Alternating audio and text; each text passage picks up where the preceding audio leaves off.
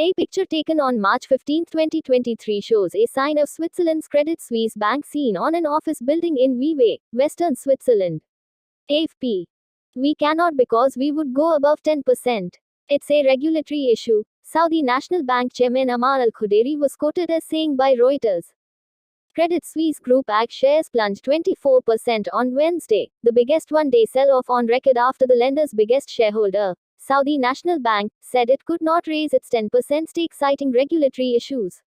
We cannot because we would go above 10%. It's a regulatory issue, Saudi National Bank Chairman Ammar al-Khudairi was quoted as saying by Reuters. However, Khudairi further said that the SNB is happy with Credit Suisse's transformation plan and suggested the bank was unlikely to need extra money.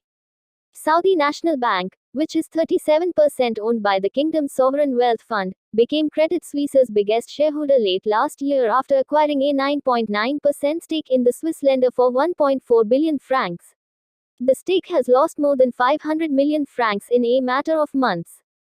Trading halted. Trading in Credit Suisse's plummeting shares was halted several times by the stock exchange operator as volumes soared and the stock plummeted. The stock recovered slightly by around midday London time and will last down 20.2% for the session. The Credit Suisse share price is falling and government bonds are rallying on the back of that. Still very much driven by the perceived health of the banking sector, but this time in Europe, said Antoine Bouvet, senior rate strategist at ING. Credit Suisse is in the midst of a complex 3-year restructuring in a bid to return the bank to profitability. It was hard hit by the recent wave of bearishness triggered by Silicon Valley Bank's demise, with its 5-year CD spreads hitting a record. Investors are increasingly worried about the health of banks following the collapse of Silicon Valley Bank. Europe's bank index has now seen more than 120 billion euros evaporate, $127.08 billion in since the 8th of March. The index was last down 6.4% at 11:54 GMT. This dragged lower European shares 2.4%. It is the index's biggest week-on-week loss since Russia's invasion of Ukraine last February. Markets are spooked by Credit Suisse headlines, said Richard Maguire, head of rate strategy at Rabobank in London. Markets are very sensitive to the negative news flow after the surprise of seeing a US bank disappear from one day to the other and the contagion that hit other US regional banks, said François Levier, head of financial debt strategies at Lazard Frères Gestion. In a context where market sentiment is already weakened, not much is needed to weaken it even further, Levier added. Fears of contagion after the collapse of tech-focused lender SVB and New York-based Signature Bank last week have weighed on European bank stocks.